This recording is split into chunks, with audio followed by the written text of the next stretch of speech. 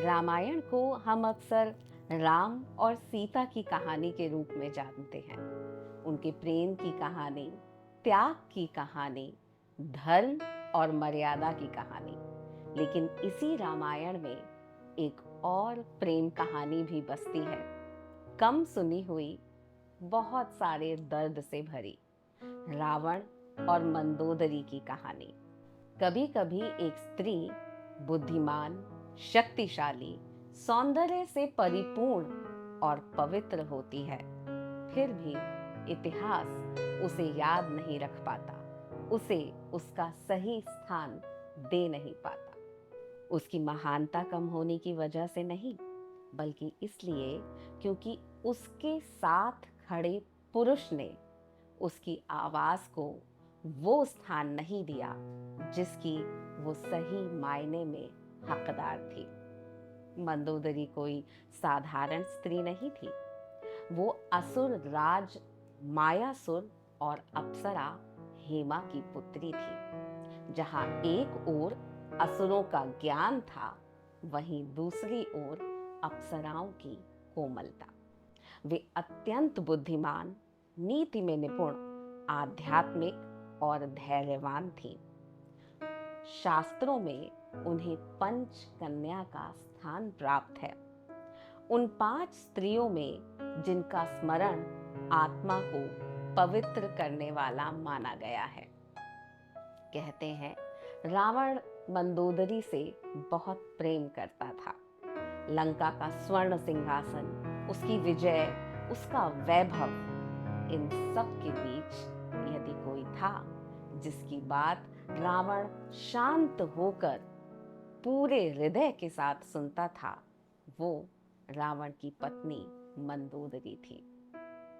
मंदोदरी केवल पत्नी नहीं, वे रावण की सच्ची सलाहकार थीं। उसके भीतर बचे हुए विवेक की वो अंतिम पुकार। लेकिन प्रेम की सबसे बड़ी त्रासदी भी यही है, जब इंसान उस व्यक्ति की आवाज को सुनना बंद कर दे जो उसे सबसे अधिक प्रेम करता हो।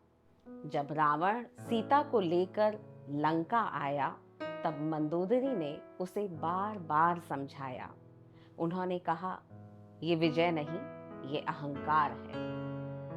उन्होंने रावण को चेताया कि धर्म के बिना शक्ति विनाश बन जाती है। उन्होंने उनसे विनती की कि सीता को राम के पास वापस भेज दें, अपने अहंकार को छोड़ के अपनी बुद्धि का इस्तेमाल करें। शायद मंदोदरी जानती थी कि ये युद्ध केवल राम और रावण का नहीं, ये युद्ध एक पुरुष के अहंकार और एक स्त्री की दूरदर्शिता और पवित्रता का भी था। लेकिन रावण ने मंदोदरी की एक ना सुनी, और यही ये कहानी सबसे अधिक मार्मिक हो जाती है। क्योंकि प्रेम सिर्फ ये नहीं कि कोई आपसे कितना प्रेम करता है, प्रेम ये भी है कि वो आपकी सच्चाई और आपकी बुद्धि का कितना सम्मान करता है। राम ने हर कदम पे सीता को सुना, उनके साथ आगे बढ़े, उन्हें अपने जीवन और अपने निर्णयों में बराबर का साझीदार बनाया। वनवास की यात्रा में उन्हें साथ लेके गए। लेकिन मंदोदरी लंका के स्वर्ण महल में खड़ी होकर उस पुरुष को टूटते हुए देखती रही जिससे वो अत्यंत प्रेम करती थी। एक ऐसा पुरुष जो महान हो सकता था, लेकिन जिसका अहंकार उसके प्रेम और धर्म से कहीं बड़ा हो गया। जरा इनकी पीड़ा के बारे में सोचिए।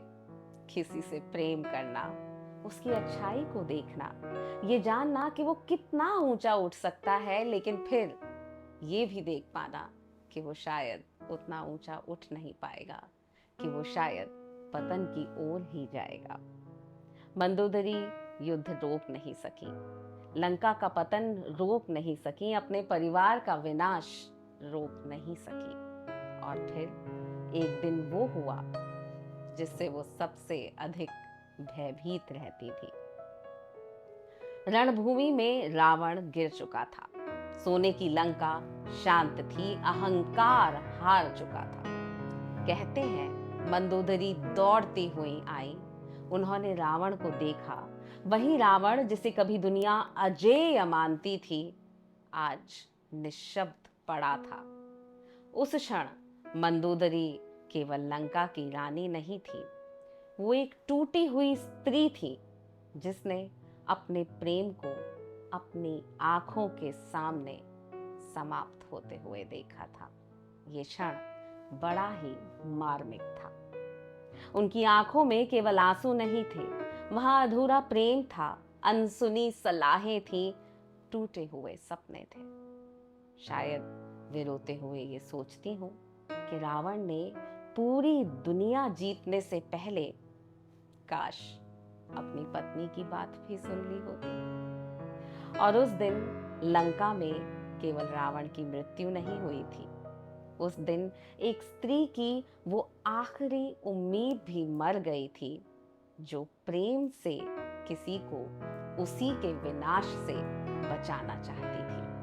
और शायद इसीलिए मंदोदरी को पंचकन्याओं में स्थान दिया गया है, क्योंकि उन्होंने अपने पति रावण को संपूर्णता के साथ स्वीकार किया, उनके अच्छे और बुरे दोनों रूपों के साथ। उन्होंने एक पत्नी के रूप में उसे प्रेम दिया, साथ दिया, सहारा दिया, सलाह दी। उन्होंने हर संभव प्रयास किया कि ये विनाश टल सके, कि धर्म बना रहे। मंदोदरी की महानता इस बात में नहीं थी कि उनका पति कौन था, बल्कि इस बात में थी कि परिस्थितियां कैसी भी रहीं, उन्होंने अपना धर्म, अपनी गरिमा और अपने प्रेम की पवित्रता को त्यागा नहीं। शायद यही कारण है कि रामायण के इतने वर्षों बाद भी मंदोदरी केवल लंका की रानी नहीं, पंचकन्याओं में पूजनीय है।